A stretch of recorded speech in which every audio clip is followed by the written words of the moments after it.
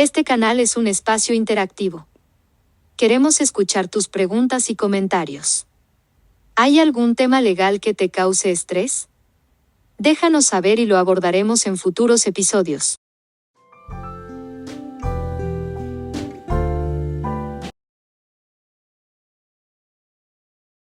Violencia contra las mujeres. Todo un Estado, el país completo, en pro de la defensa de las mujeres, pero, curiosamente, tenemos un caso en donde desgraciadamente una mujer, por descuido o tal vez por intención maquillada, desgraciadamente perdió a su menor en un descuido. Ese es el caso de Roxana. Buenas tardes, buenas noches, a la hora que nos vean, muchas gracias. Mi nombre es Oscar Vázquez. Y como siempre trataré de explicarles lo que desde la perspectiva de mi materia pareciera que está aconteciendo con el caso del bebé que murió dentro de un vehículo en Baja California. Mucho se ha hablado y se ha especulado al respecto de si las características del delito son de un dolo eventual. ¿Qué significa? Si la mamá en algún momento sabía que iba a poner a su hijo en riesgo a grado de muerte dentro del vehículo. Y desgraciadamente hay demasiada información cruzada que lo único que permite es observar es un error tanto de la manera en la que han expuesto los medios de comunicación, que ya también lo hemos comentado, no deberíamos tomar en cuenta todo lo que dicen los medios de comunicación, pero también cómo es que el Estado, a través de sus instituciones, fiscalía, a través de los ministerios públicos, en la propia defensa, los asesores jurídicos, manejan la información. Obviamente, también el menor tenía un padre y el padre tiene una línea de investigación sobre violencia en contra de la mujer y desgraciadamente, y todo se diluye en relación al menor. ¿Y por qué digo que se diluye? En algunas participaciones personales sobre el tema de las violencias y las nuevas reformas sobre las leyes vicarias en favor de las mujeres, habíamos advertido en lo personal que había un exceso de ayuda o un exceso de beneficio hacia las mujeres en relación con el interés superior del menor. O sea, le estamos dando demasiado apoyo. No digo que no lo necesiten, digo que se está desbordando el apoyo sin un análisis profundo de los casos en particular. El caso de Roxana expone específicamente un problema que pudo haberse resuelto tal vez en circunstancias judiciales ante un juez civil, tal vez con ciertas medidas, si se hubiera analizado, desconocemos, si se hubiera analizado cuál es la condición psicológica tanto de la mamá como del papá. Ya en este momento es tarde, hay que decirlo con todas las letras. Cuando un menor fallece en condiciones tan delicadas como las que ocurrieron, no significa que tal vez la mamá fue la única omisora en cuanto al cuidado. No. Lo que estoy diciendo en particular es que el tratar a una mujer en superioridad con un hombre puede desencadenar circunstancias de esta naturaleza. No estoy diciendo que no ocurra del lado del hombre. Estoy diciendo que este es un ejemplo. Hay datos incluso en este momento que como se trata de una mujer que se encuentra detenida, incluso tienen beneficios al interior del reclusorio. Son circunstancias que son meramente noticia, no hay nada formal, pero nos permite observar algo. Y voy a tratar el ejemplo desde un análisis en pro del menor. Aunque el menor estaba pequeño y no tenía las condiciones emocionales para poder verificar con quién estaría mejor cuidado, esa es precisamente la obligación del Estado.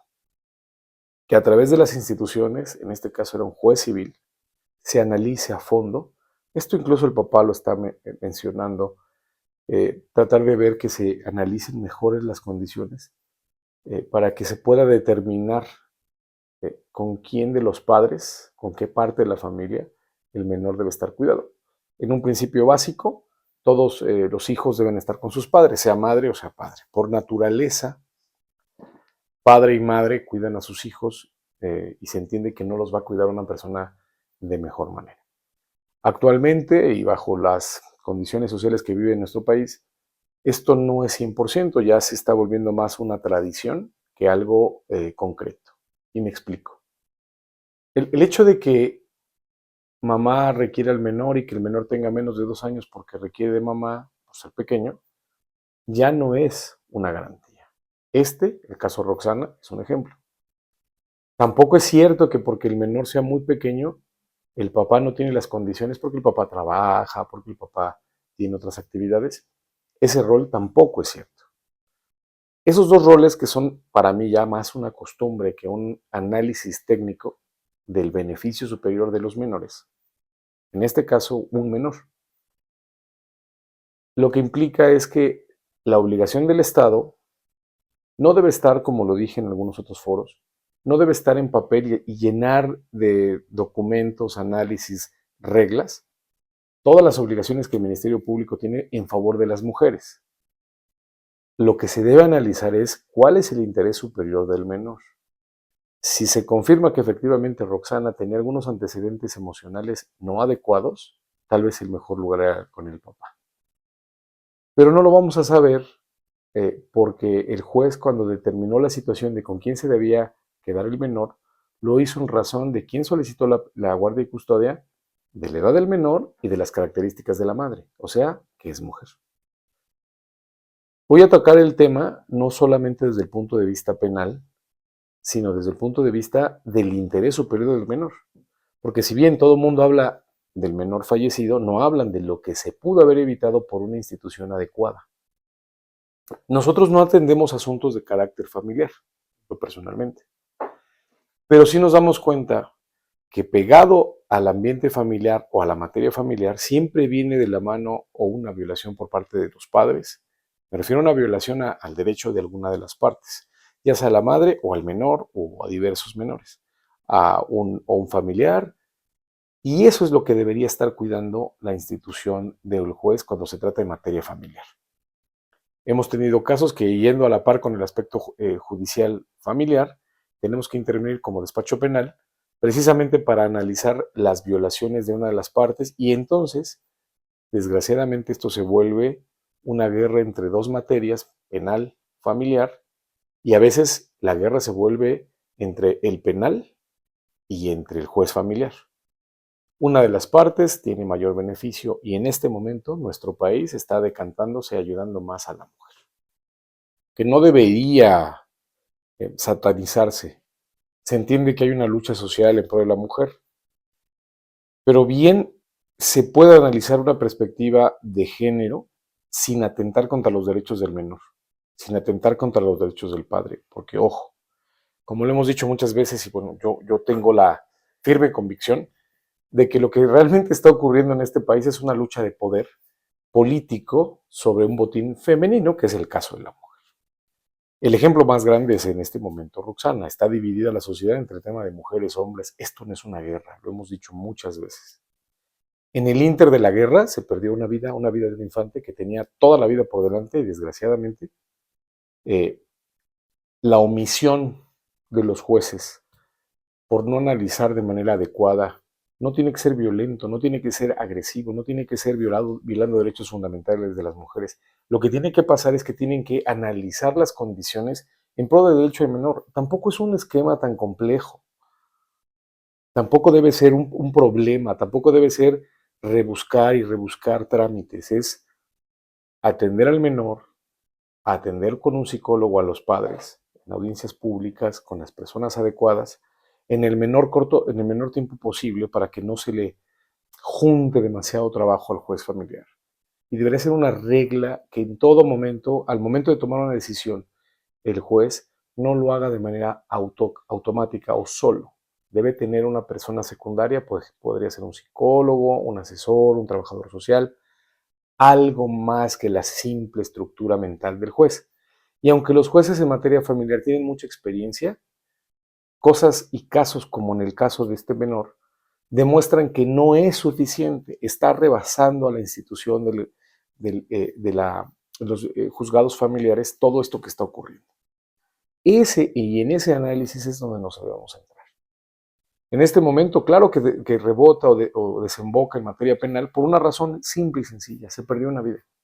¿Cuántas vidas se tienen que perder para que esto se analice de otra manera? ¿Cuándo va a entender el Estado mexicano, a través de las instituciones, que no se necesita tener muchas reglas, lo que se necesita es aplicarlas? Y en el caso en particular no se aplicó. Porque la ley general para las víctimas atiende a que es el menor el que mayor tiene interés.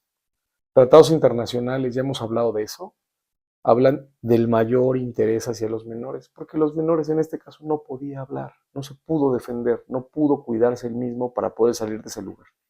Dependía de su mamá y dependía de su papá.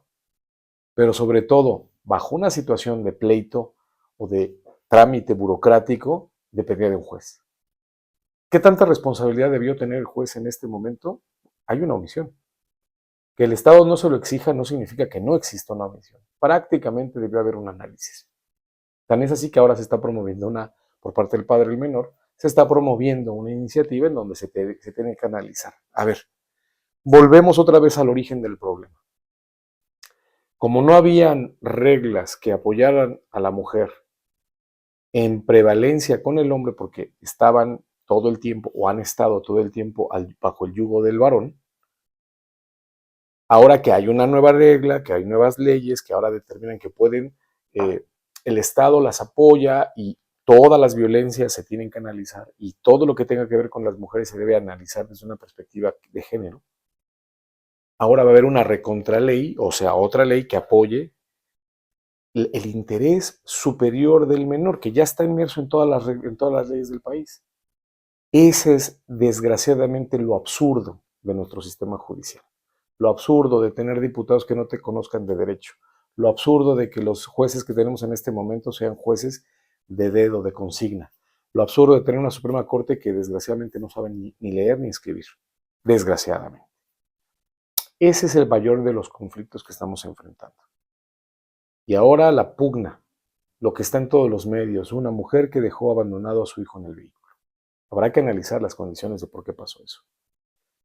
Si se puede verificar que la persona, en este caso la madre, sí amenazó con realizar esas actividades, denotaba algún tipo de sesgo psicológico, algún tipo de padecimiento, algún tema de estado emocional que no estaba adecuado. Debió analizarse por el juez. Si en el caso del padre era un violentador, como lo refiere la defensa, y que efectivamente el padre ya había amenazado o había violentado a la madre, también debía haber un sesgo. Pero no debía hacerse, déjaselo al padre, quítaselo al padre, déjaselo a la madre para ver qué es lo que ocurre. Falló el Estado mexicano. En este caso, pero en muchos otros también. Están fallando porque precisamente no están solucionando los conflictos.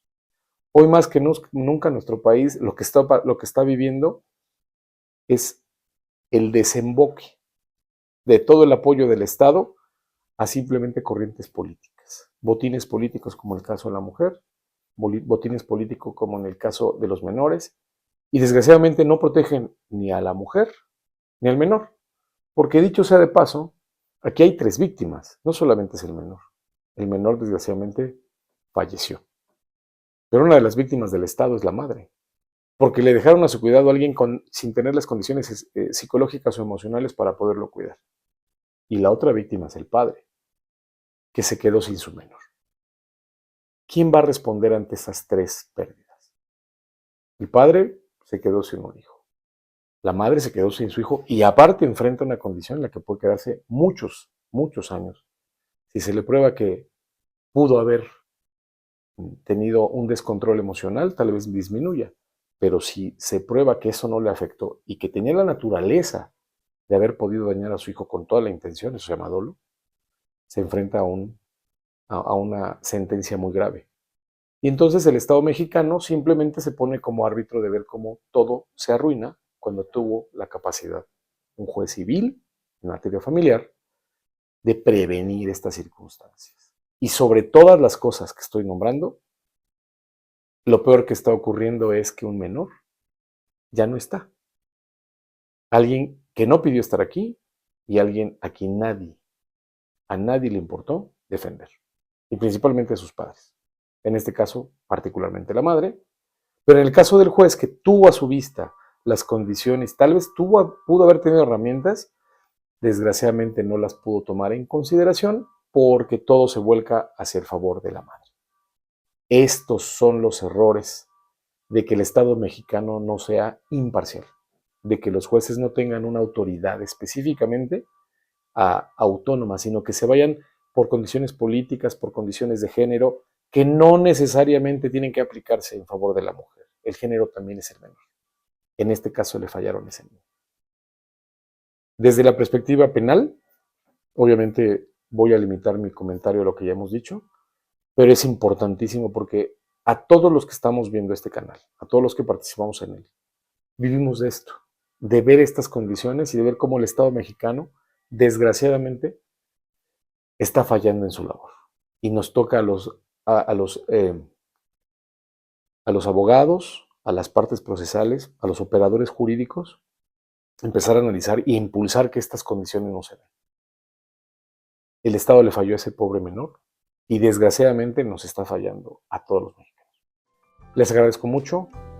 Gracias por su tiempo, por el espacio y nos vemos pronto.